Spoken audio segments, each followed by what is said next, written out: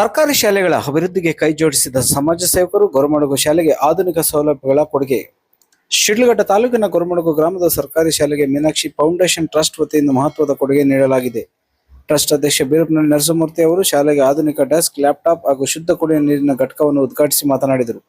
ಸರ್ಕಾರಿ ಶಾಲೆಗಳನ್ನು ಉಳಿಸಿ ಬೆಳೆಸುವುದು ಪ್ರತಿಯೊಬ್ಬರ ಜವಾಬ್ದಾರಿ. ಖಾಸಗಿ ಶಾಲೆಗಳಿಗಿಂತ ಕಡಿಮೆ ಇಲ್ಲ ಎಂಬ ಮಟ್ಟಕ್ಕೆ ಸರ್ಕಾರಿ ಶಾಲೆಗಳನ್ನು ಅಭಿವೃದ್ಧಿಪಡಿಸಬೇಕು ಎಂದು ಅವರು ಅಭಿಪ್ರಾಯಪಟ್ಟರು. Doctor B R. Ambedkar, Narendra Modi, APJ Abdul Kalam ಸೇರಿದಂತೆ ಅನೇಕ ಮಹನೀಯರು ಸರ್ಕಾರಿ ಶಾಲೆಗಳಲ್ಲಿ ಓದಿ ಉನ್ನತ ಸ್ಥಾನಕ್ಕೇರಿದ ಉದಾಹರಣೆ ನೀಡಿ ಗ್ರಾಮೀಣ ಮಕ್ಕಳಿಗೂ ಸಮಾನ ಅವಕಾಶ ಕಲ್ಪಿಸಬೇಕೆಂದು ಹೇಳಿದರು. ಇಂದಿನ ಎಐ ಯುಗದಲ್ಲಿ ಗ್ರಾಮೀಣ ವಿದ್ಯಾರ್ಥಿಗಳು ಸ್ಪರ್ಧಾತ್ಮಕವಾಗಿ ಬೆಳೆಯಲು ಉತ್ತಮ ಕಲಿಕಾ ವಾತಾವರಣ ಅಗತ್ಯವಿದ್ದು, ಆಯ್ದ ಸರ್ಕಾರಿ ಶಾಲೆಗಳಿಗೆ ನೆರವು ನೀಡುವುದು ತಮ್ಮ ಉದ್ದೇಶ ಎಂದು ತಿಳಿಸಿದರು. ಕೊತ್ನೂರು ಪಂಚಾಯತಿ ಹೇಗೆ ಸೇರಿದ ಊರು ಬೀರಪ್ಪನಹಳ್ಳಿ. ನಾನು ಓದಿದ್ದು ಇಲ್ಲೇ ಹುಣಸೆನಲ್ಲಿ ರೈಲ್ವೆ ಸ್ಟೇಷನಲ್ಲಿ. ನಾನು ಗೌರ್ಮೆಂಟ್ ಸ್ಕೂಲಲ್ಲೇ ಓದಿರೋದು. ಅದರ ನಂತರ SRAT ಸ್ಕೂಲಲ್ಲಿ ಓದಿ SLC ಮುಗಿಸಿ, ತದನಂತರ ನಾನು ನನ್ನ ಲೈಫ್ ಸ್ಟೈಲ್ ಎಲ್ಲ ಚೇಂಜ್ ಆಯಿತು. ಈ ಗ್ರಾಮದಲ್ಲಿ ಈ ಗ್ರಾಮ ಏನು ನನಗೇನು ಹೊಸದಲ್ಲ, ತುಂಬ ಇಲ್ಲೆಲ್ಲ ಓಡಾಡ್ತಿದ್ವಿ.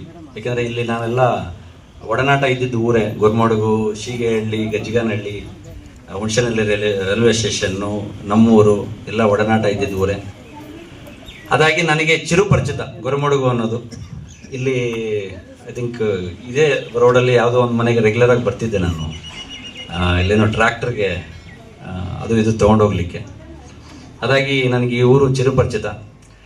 ಎಲ್ಲ ಇಲ್ಲಿರೋ ಮಕ್ಕಳಿಗೂ ಮತ್ತು ಗ್ರಾಮಸ್ಥರಿಗೂ, ಇಲ್ಲಿ ಇರೋ ನನ್ನ ಅಣ್ಣ ತಮ್ಮಂದಿರು, ಅಕ್ಕ ತಂಗಿರಿಗೂ ಎಲ್ಲರಿಗೂ ಸಹ ನನ್ನ ಕಡೆಯಿಂದ ಕ್ಷಮೆಯಲ್ಲಿ ಲೇಟಾಗಿ ಬಂದಿದ್ದಕ್ಕೆ.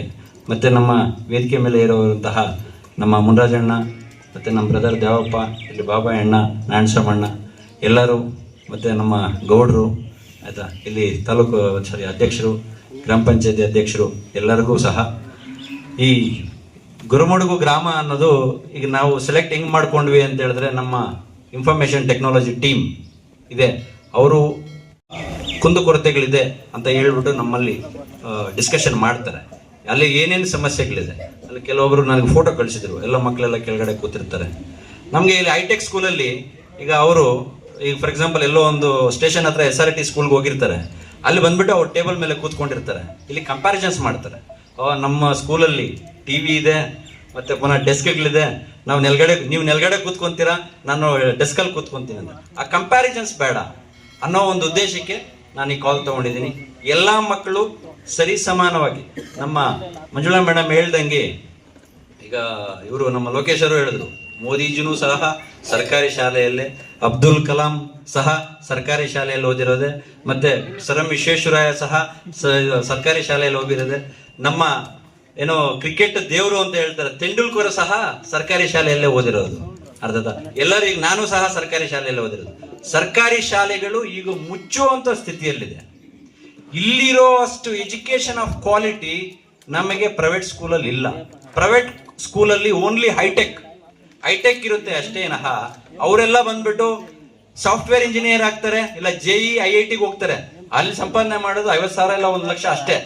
ಇಲ್ಲಿ ಇರೋರು, ಇಲ್ಲಿ ಓದ್ಕೊಂಡು ಹೋಗಿರೋರು ಅಷ್ಟೇ ಸಂಬಳ ಸಂಪಾದನೆ ಮಾಡ್ತಾರೆ. ಇಲ್ಲ ಕಲೆಕ್ಟರ್ ಆಗ್ತಾರೆ, ಕಲೆಕ್ಟರ್ಗೆ ಬರಲ್ವ ಅಷ್ಟೊಂದು ಸಂಬಳ. ಇಲ್ಲ IAS ಮಾಡ್ಕೊಂಡು ಏನೋ ಸಬ್ ಇನ್ಸ್ಪೆಕ್ಟರ್ ಆಗ್ತಾರೆ, ಅವ್ರಿಗೊಂದು ಬರಲ್ವ ಅಷ್ಟೊಂದು ಸಂಬಳ. ಬಂದೇ ಬರುತ್ತೆ. ಅರ್ಧದ ಇಲ್ಲಿ ಎಲ್ಲ ಗೌರ್ಮೆಂಟ್ ಎಂಪ್ಲಾಯ್ಸ್ ಆಗ್ತಾರೆ, ಅಲ್ಲೆಲ್ಲ ಬಂದ್ಬಿಟ್ಟು software engineer, high tech engineer, AE ಆ ಥರ ಟೆಕ್ನಾಲಜಿಗೆಲ್ಲ ಹೋಗ್ತಾರೆ.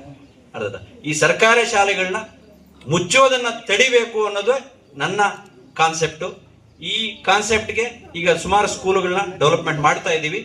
ಈಗಲೂ ಇನ್ನೂ ನಮ್ಮ ಟೀಮ್ ಕಡೆಯಿಂದ ಆಲ್ರೆಡಿ ಒಂದು 4-5 ಸ್ಕೂಲ್ ಬಂದಿದೆ. ಆ ಸ್ಕೂಲ್ ಲಿಸ್ಟು ಈಗ ಆಲ್ರೆಡಿ ಈಗ ಒಂದು ಕನ್ಮಂಗಲ ಒಂದು ಈಗ ಆಲ್ರೆಡಿ ನಮ್ಮ ಪೈಪ್ಲೈನ್ ಅಲ್ಲಿ ಇರುವಂತ ಸ್ಕೂಲ್ಸು ಕನ್ಮಂಗಲ.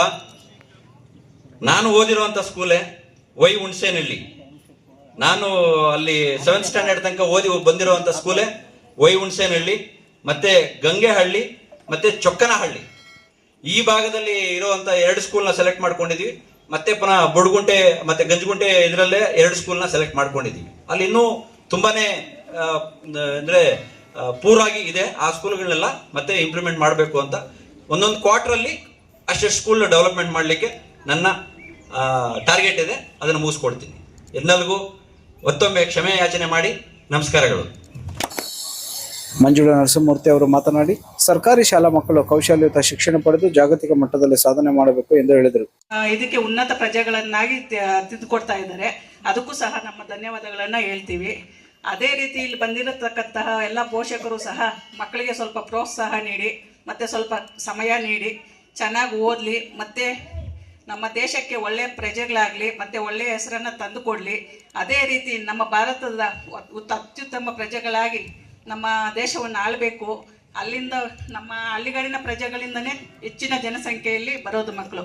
ಈ ಒಳ್ಳೆ ಹುದ್ದೆಗಳಿಗಾಗಲಿ ಇಲ್ಲ ಒಳ್ಳೆಯ ರಾಜಕಾರಣಿಗಳಾಗಲಿ ವಿಜ್ಞಾನಿಗಳಾಗಲಿ ಎಲ್ಲರೂ ನಮ್ಮ ಹಳ್ಳಿಗಾಡಿನ ಜನರೇ ಆಗಿರ್ತಾರೆ. ಅದಕ್ಕೆ ಪ್ರತಿಭಾವಂತ ಮಕ್ಕಳಿರೋದ್ರಿಂದ ನಾವು ಸಹ ಅವ್ರಿಗೇನಾದರೂ ಅನುಕೂಲ ಮಾಡಿಕೊಡ್ಬೇಕು ಅಂತ ಮಕ್ಕಳು ಹೊರಗಡೆ ಬರಬೇಕು ಅಂತ ಈ ಕಾರ್ಯಕ್ರಮ ಹಮ್ಮಿಕೊಂಡಿದ್ದೀವಿ. ಧನ್ಯವಾದಗಳು.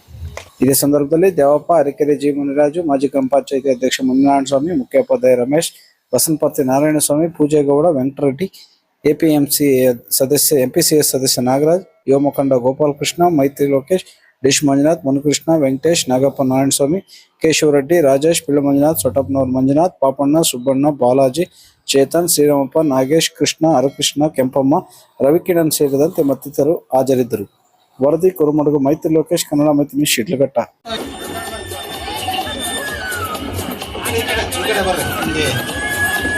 ಲ್ಯಾಪ್ಟಾಪ್ ಅನ್ನು ಆನ್ ಮಾಡಿ.